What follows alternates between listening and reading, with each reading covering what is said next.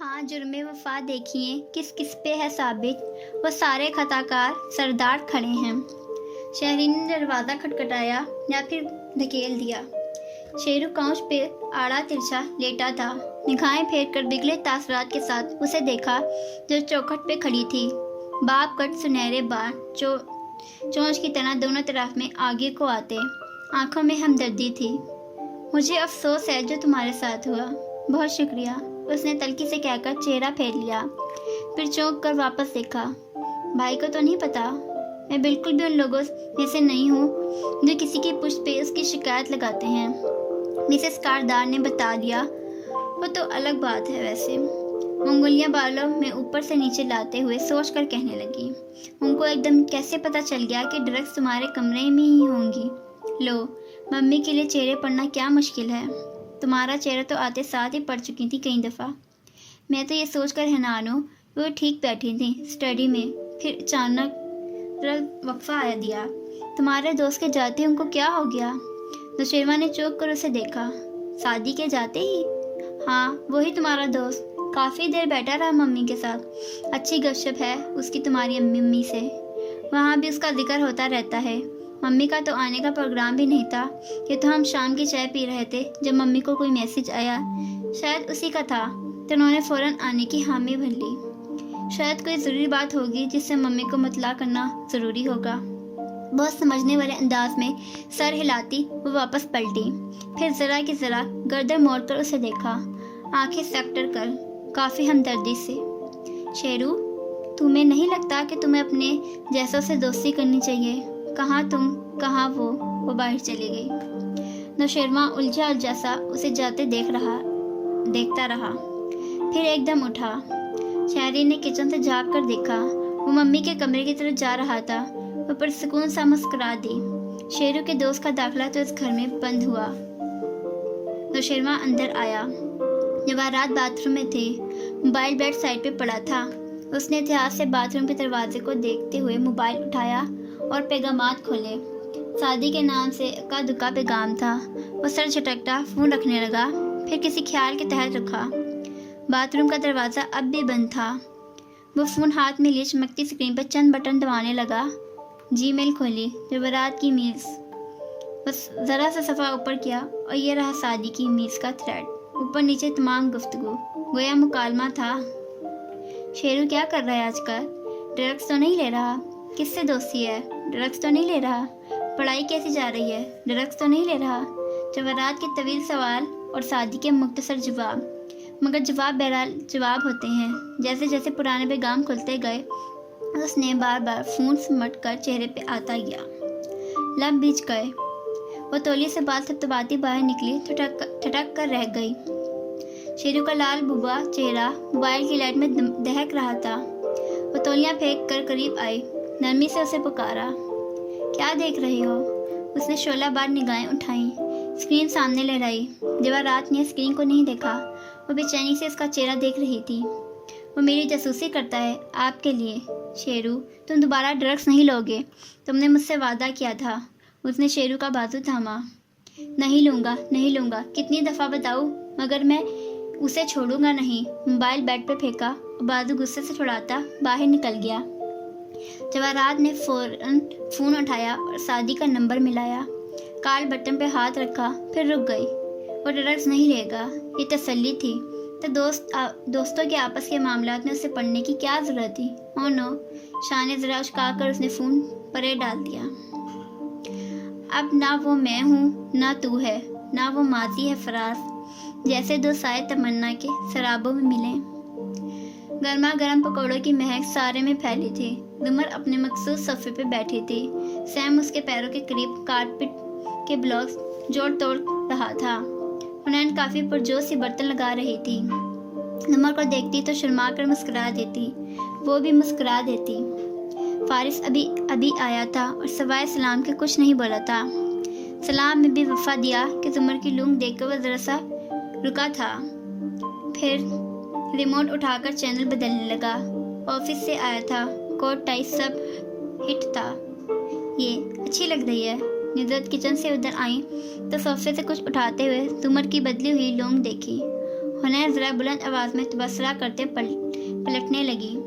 ये फुप्पो को उनकी किसी पुरानी स्टूडेंट ने गिफ्ट की है। साथ में एक नोट भी था, मैंने भी वो पढ़ा था नोट। वैसे फुप्पो, आपने उसकी लिखाई नहीं पहचानी? मामू ने ना साथ ही मामू को प्लेट पकड़ाई। उसने बिना किसी तासुर के संजीदगी से प्लेट साइड पर रख दी। पकोड़े अभी कड़ाही में थे। नहीं, इतना पेपर वर्क होता है, पहचानना मुश्किल होता है। जुमर सादगी से निद्रत को कदर ऐसा बात में बता रही थी। निद्रत दोबारा सामने आई तो हुनैन साथ चली आई और किचन का लॉन्च में खुलता दरवाज़ा बंद कर दिया। कढ़ाई में पकोड़ा डालती निद्रत ने मुड़कर उसे देखा। दरवाज़ा क्यों बंद किया? ताकि हीरो हीरोइन से अपने प्रपोजल पे तबादला ख्याल कर ले और आप दरमियान में एंट्री ना दें। धुआं लॉन्च में जा रहा था। एग्जिट्स चलाकर आस्तीने मोड़ती वो चटनी बनाने खड़ी हो गई। आज तुम इस मोए कंप्यूटर अलीशा को छोड़कर किचन में घुसी हो, हैरत है। अम्मी की शिकायत नज़रअंदाज करके वो सर झुकाए मुस्कुराते हुए चटनी कूटने लगी। लॉन्च में टीवी का शोर था या सैम की खुद से की जाने वाली बातें। मुझे आपसे कुछ बात करनी थी फारिस। कदरे तसबाब से इसने कागज़ आगे किया। रिमोट रख कर रुख उसकी तरफ किया और पुरसुकून से अंदाज में उसे देखा। किस सिलसिले में? एक केस के सिलसिले में। वो ज़रा चौंका। उसने समझा था शायद ओ नो, ये कोई और मामला था। आपको तो पता है बाज़ दफ़ा एक वकील इस्तिगासा में होता है और जज ऐसा फैसला सुना देता है जो दूसरे फरीक के लिए खुशगवार नहीं होता। रुक रुक कर अल्फाज अदा किए। फारिस ने सर हिलाकर सारी बात डिकोड की। यानी आपकी वजह से किसी को सज़ा हो जाती है? फिर वजह देर को चुप हुई। मेरे एक केस का फैसला इसी तरह हुआ था। मुजरिम का भाई उससे खुश नहीं था और वो उसका इजहार भी कर नहीं रहा था। यानी उसने आपको धमकी वगैरह दी है? आगे? हाँ जी, आप जानते हैं हमारे ख़ानदान में आप मामला घर तक नहीं ले जाना चाहती, बाहर हल करना चाहती हैं। इस दफ़ा फिक्रा ही नहीं पूरा होने दिया। वो गहरी सांस लेकर रह गई। मैं चाहती हूँ कि ये मामला वो रुक गई। बात रिपीट करने का क्या फ़ायदा? कोई ना था। वो शख्स स्कूल की टीचर नहीं था जिससे वो दोस्त से पीछा छुड़ा सकती थी। अगर मैं आपके डिपार्टमेंट में उसकी शिकायत दर्ज कराऊँ तो उस शख्स की हरासमेंट रोकने का तरीकाकार क्या होगा? कोई मसला नहीं। पीछे होकर बैठा, कान की लो रगड़ते हुए लापरवाही से शाने झुकाए। मैं डायरेक्टर से बात कर लूँगा। मोबाइल वैन उसे पिक कर लेगी। वो 4 हाथ लगेंगे तो दिमाग दुरुस्त हो जाएगा उसका। जुमर की आंखें बेयकीन से फैलीं। फ़ौरन नफ़ी में सर हिलाया। नहीं प्लीज़, मैं तशद्दुद पे यकीन नहीं रखती। ये मसला बातचीत से हल हो सकता है। सबके अंदर अच्छाई का अंसर होता है। हमें सिर्फ उसे बाहर लाने की ज़रूरत होती है। आप 2 घंटे के लिए उसे मेरे लड़कों के हवाले कर दें।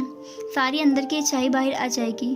फिर उसके तासुरात देखकर ठहर गई। इससे पहले कि उसे जिक्र ही भूल जाने का कह देती, वो कदर नरमी से बोला, ठीक है, बात कर लेते हैं फिर। मैं मिल लूँगा उससे। मर्द का बात करना और होता है। ओके। उसने सर हिलाया। ज़रा तसल्ली हुई। वह आदमी आजकल कोर्ट आता है? रोज़ अपील के चक्कर में। अगर आप सुबह आ जाएं तो मैं आपको उसे दिखा दूंगी। शोर। कदरे ठहर कर गौर से उसका चेहरा देखा।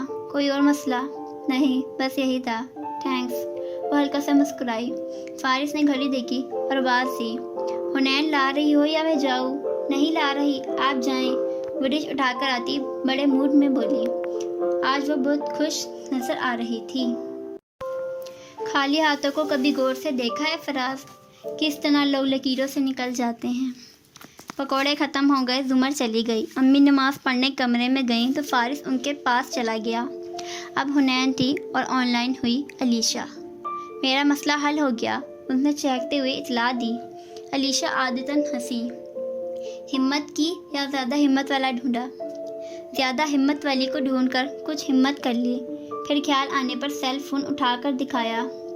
ये देखो, मुझे गिफ्ट मिला। Wow, branded new. वो भी पुरजोश सी आगे होकर देखने लगी। हाँ, और भी बहुत कुछ है। एक अमीर से अंकल हैं मेरे अहबाब में। वो कालर झाड़कर बोली। वाकई? और वो कौन है? मेरे अंकल के अंकल। ये पेचीदा रिश्तेदारियाँ तो तुम नहीं समझोगी। अच्छा, मुझे एक बात बताओ, तुमने इस जूस वाली गेम में उसके फ़ोन की घंटे पे बदमज़ा हुई। आगे बढ़कर नंबर देखा। बड़े अब्बा के घर से था। दूसरे घंटे पे फ़ोन खामोश हो गया। अम्मी ने अंदर से ठा की आवाज़ आई। वो मुतनी सी होकर बाहर करने लगी, फिर एकदम रुकी।